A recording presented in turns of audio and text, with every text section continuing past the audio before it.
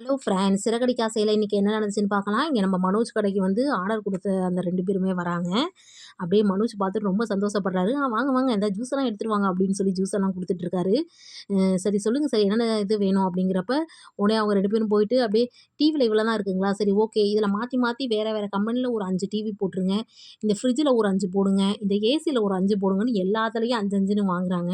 அப்படியே மனோஜுக்கு வந்து ரொம்ப சந்தோஷம். ஆஹா! ஒரே நாள்ல இவ்ளோ ஜாமான நம்ம வந்து சேல்ஸ் பண்றோமே அப்படின்னு. அடுத்து சரி வாங்க பில்லு போடுறேன் அப்படின்னு சொல்றப்ப, ஐயோ! பில்லெல்லாம் வேண்டாம் அப்படின்னு அங்க வந்தவரு சொல்றாரு. ஏன் ஏன் பில்லு வேணான்னு சொல்றீங்க? அப்படிங்கிறப்ப, இது என்ன உங்களுக்கு பிசினஸ் பத்தி தெரியாதா? பில்லெல்லாம் போட்டா வந்து ஜிஎஸ்டி, வரி கட்டுறது அப்படி இப்படின்லாம் போகும். நான் பாதி கமிஷனுக்கு இது பண்ணிக்கிறேன். விடுங்க உங்களுக்கு லாபம் தான். கம்மியாலாம் எதுவும் ஆவாது. அப்படின்லாம் சொல்லி பிரெயின் வாஷ் பண்றாங்க. உடனே மனோஜும் சரி, சரி ஓகே பரவால்ல அப்படின்னு சொல்லிட்டு, அவங்க குடுக்குற பணத்த வாங்கிட்டு, நீங்க போங்க. நீங்க அட்ரஸ குடுங்க. நானே உங்களுக்கு எல்லாத்தையும் அனுப்பி விடுறேங்காங்க. உங்களுக்கு அது பிரச்சனையே வேண்டாம். நானே வண்டிய எடுத்துட்டு வந்துட்டேன். நீங்க இதுலயே அனுப்பிச்சு விட்டுருங்கன்னு சொல்லிட்டு எல்லாத்தையும் ஏத்தி அனுப்பிச்சு விட்டுறாரு.